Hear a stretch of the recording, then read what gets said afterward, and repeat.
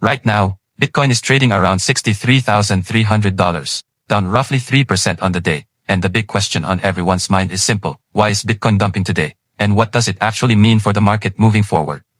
Because a 3% drop in traditional markets might feel small. But in crypto, especially when sentiment is fragile, even a few percentage points can shift the entire mood of the market. And when Bitcoin moves, everything else follows. Altcoins feel it harder. Leverage gets wiped out. Traders panic. Social media turns red. Fear spreads quickly. So let's break this down calmly and strategically. First, we need to understand that today's 3% drop didn't happen in isolation. Markets don't move randomly. Bitcoin sits at the center of a global liquidity web. It reacts not just to crypto news, but to macroeconomic signals, interest rate expectations, equity market volatility, institutional positioning, and even geopolitical tension. Over the past few days, risk sentiment across global markets has been weakening. When investors grow uncertain about economic stability, inflation data, or central bank decisions, they reduce exposure to risk-heavy assets. And despite the digital gold narrative, Bitcoin still trades largely as a high-risk asset in the short term.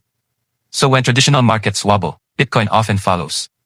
Another key reason behind today's dump is liquidation pressure. Bitcoin has been consolidating in a range for weeks. During consolidation, traders tend to open leveraged long positions, expecting a breakout. But when price fails to break upward and instead moves slightly down, those leveraged positions get squeezed. The moment Bitcoin dipped below short-term support zones near $65,000, automated liquidations likely triggered across derivatives platforms. When leveraged longs are forced to close, exchanges automatically sell those positions into the market. That selling creates more downward pressure, which can trigger even more liquidations. It becomes a chain reaction.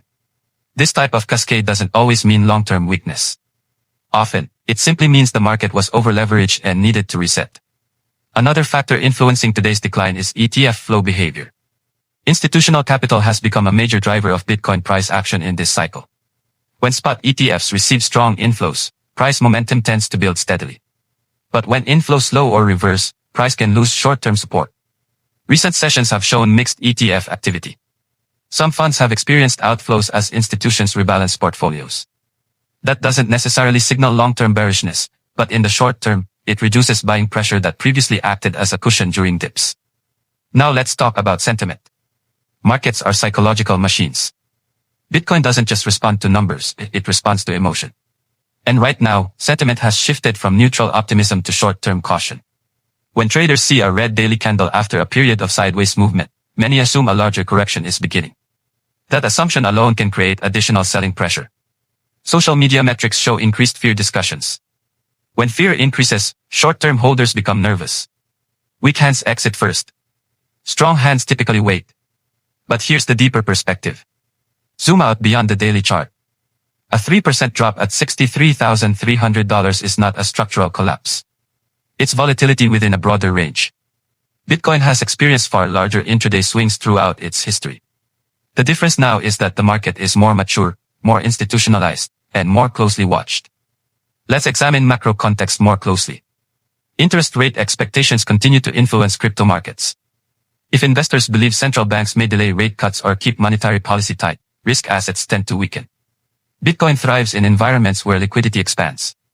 If liquidity tightens, speculative demand softens. Additionally, global geopolitical tensions create uncertainty. Whenever headlines mention trade friction, economic slowdown risks, or global instability, investors temporarily reduce exposure to volatile assets. Bitcoin doesn't exist in a vacuum. It absorbs global anxiety. Now, what about on-chain activity? Network fundamentals remain stable. Hash rate remains elevated, meaning miners are not showing signs of large-scale capitulation. Transaction volume is steady. There's no evidence of structural breakdown in the blockchain itself. That's important because major long-term bear markets often begin with deeper fundamental stress. We're not seeing that right now. Instead, what we're seeing looks more like a leverage reset and sentiment recalibration. Let's also address the technical structure. Bitcoin has been trading within a broad range between roughly $60,000 and $70,000. Today's move toward $63,300 keeps price within that range. Until major support near the lower boundary breaks decisively, the broader structure remains intact. Markets rarely move in straight lines. Even in strong bull markets, Bitcoin experiences 10% to 20% corrections along the way. A 3% daily drop is minor compared to historical volatility standards. So why does it feel dramatic? Because traders have grown accustomed to steady upward movement. When momentum slows and reverses briefly, it disrupts expectations. Now let's discuss potential catalysts moving forward. If Bitcoin stabilizes around the $62,000 to $63,000 region and buyers step in with strong volume, today's drop could become a classic shakeout. Shakeouts are designed to remove weak hands before continuation.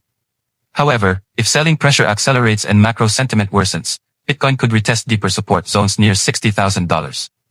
That level holds psychological importance. A break below it could invite further volatility. Institutional positioning will be critical over the next few sessions. If ETF inflows resume strongly, that could counterbalance retail fear. Large capital tends to act more patiently than short-term traders. Another element to watch is derivatives funding rates. If funding turns negative, it suggests traders are becoming overly bearish. Ironically, extreme bearish positioning can set the stage for short squeezes, where price unexpectedly rebounds as shorts are forced to cover. Bitcoin markets thrive on punishing consensus. Now let's talk about the broader narrative. Bitcoin's long-term thesis hasn't changed. Scarcity remains. The supply schedule remains fixed. Global awareness continues expanding. Institutional infrastructure continues improving. None of that shifts because of a 3% daily drop. What changes is short-term psychology. And psychology drives volatility.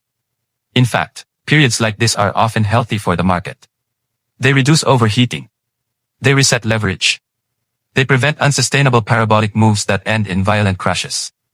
Steady markets build stronger foundations than vertical ones.